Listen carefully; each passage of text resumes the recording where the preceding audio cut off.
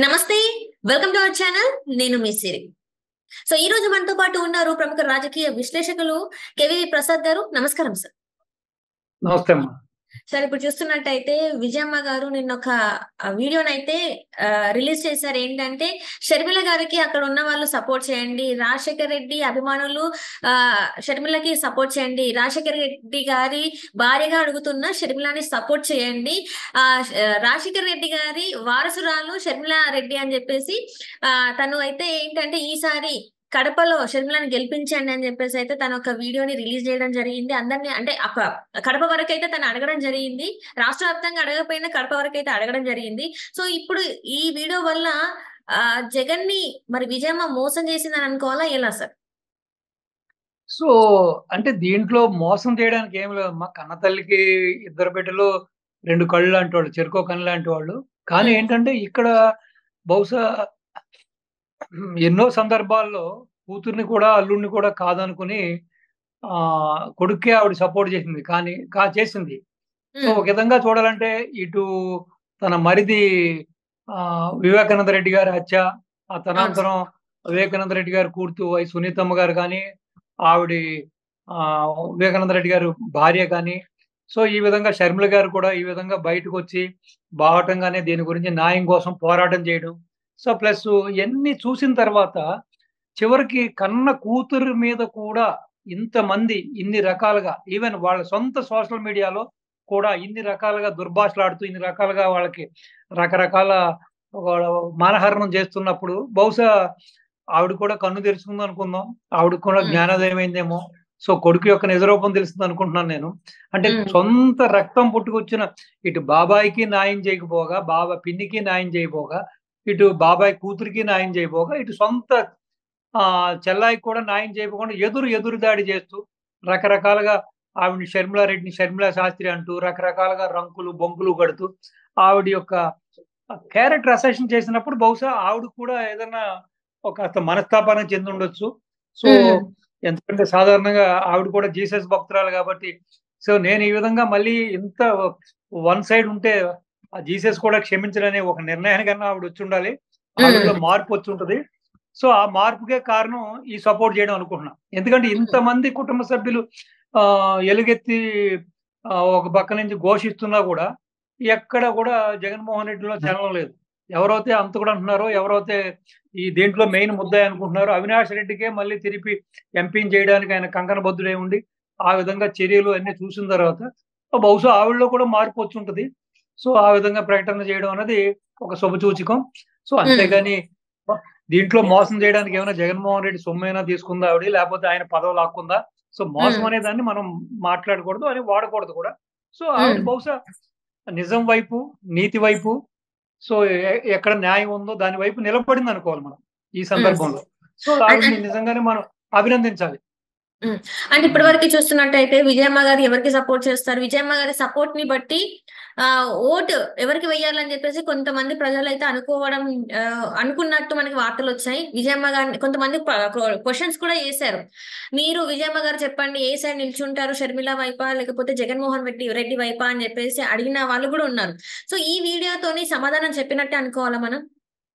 అంతే కదమ్మా, 100% చెప్పినట్టే. రెండోది కూడా ఏంటంటే ఇప్పుడు స్వయాన రాజశేఖర రెడ్డి గారి భార్య ఈ విధంగా చెప్పారనేటప్పటికి డెఫినెట్ గా దానికి ఒక క్రెడిబిలిటీ ఉంటది. కాబట్టి ఇది డెఫినెట్ గా ఇటు షర్మిల గారికి ఇది డెఫినెట్ గానే ప్లస్ పాయింట్ అమ్మా. డెఫినెట్ గానే వాళ్ళ విజయ అవకాశాలను ఇంకా మెరుగుపరిచి అనుకోవచ్చు. ఆల్రెడీ కొన్ని సంస్థలు రీసెంట్ గా కూడా నేను చూసే ఉంటారు మీరు. కొన్ని మార్నింగ్ నేను ఈవినింగ్ వచ్చిన కొన్ని సంస్థలు కూడా అవినాష్ రెడ్డి ఓడిపోవడం ఒక ఎత్తు అవుతే, ఈవెన్ ఎదుర్కొన్నాడు. అతను కూడా ఓడిపోయినా ఆశ్చర్యపక్కలేదని కూడా కొన్ని సంస్థలు చెప్పడం జరిగింది పులివెందులో. సో బీటెక్ రేవ్ గారికి మద్దతు బాగుందని చెబుతున్నారు టీడీపీ క్యాండిడేట్ కి. సో బహుశా ఇది ఒక ప్రజల్లో వచ్చిన మార్పు ఇవన్నీ అనుకుని మనం మంచి ఒక అవకాశంగా అనుకోవచ్చు. ఇది షర్మిల గారికి అయితే మంచి ప్లస్ అయిందమ్మా. ఇది రాజకీయంగా ఆవిడకి కలిసి వచ్చింది అనుకోవాలి ఈ యొక్క ప్రకటన. ఇన్ని రోజులు చెప్పండి సరే. అమ్మా. అంటే ఇప్పటివరకే చూసుకున్నట్టయితే జగన్మోహన్ రెడ్డి గారికి అంటే అక్కడ గెలుపు అవకాశాలు ఎక్కువ అని చెప్పేసి అనుకున్నారు. అంటే అవినాష్ రెడ్డి గారు గెలుస్తారు అని చెప్పేసి చాలా మంది అనుకున్నారు. కానీ ఈసారి అనూహ్యంగా ఉమ్. కాంగ్రెస్ నుంచెల్లి షర్మిల గారు నిల్చోవడం, విజయమ్మ గారు షర్మిల గారికి సపోర్ట్ చేయడం ఫర్ ద ఫస్ట్ టైమ్. అంటే ఇటు చూస్తే ఎప్పుడు కూడా ప్రజలు వైఎస్ ఫ్యామిలీకే సపోర్ట్ చేస్తారు అని చెప్పేసి అక్కడ కడప ప్రజలు వైఎస్ ఫ్యామిలీకి సైడ్ నిల్చుంటారు అంటున్నారు కాబట్టి ఈసారి షర్మిల సైడ్ నిల్చునే అవకాశం ఉందంటారా? అవకాశాలు మెండుగా ఉన్నాయమ్మా. ఎప్పుడు ఏ రోజు కూడా ఇటు ఆహ్, ఆహ్, వారి భర్త గాని, లేపోతే వారి యొక్క ఆహ్, మన వివేకానంద రెడ్డి గారు మిసెస్ తీసుకుంటే, ఏ రోజు కూడా మనం అసలు ఆవిడని బయట చూడలేదు మనం. ఇంతవరకు హ్మ్. ఎప్పుడు చూడలేమండి. ప్రత్యక్ష రాజకీయాల్లో గాని, ఏదైనా ఇటు ప్రత్యక్షంగా ప్రజల్లోకి రావడం గాని ఏ రోజు చేయలేదు. హ్మ్. అటువంటిది ఆహ్, వారు కూడా బయటకొచ్చి, వారు కూడా అక్కడున్న కడప ప్రజల్ని అభ్యర్థించడం చూసిన తర్వాత, వాళ్ళు మాట్లాడే తీరు, వాళ్ళ ఆవేదన అయన్నీ చూసిన తర్వాత చాలామంది కళ్ళంట నీళ్లు కూడా రావడం జరిగింది. సో, ప్రతి హ్మ్. కరుడు కట్టిన వ్యక్తి కొన్ని కొన్ని సందర్భాల్లో.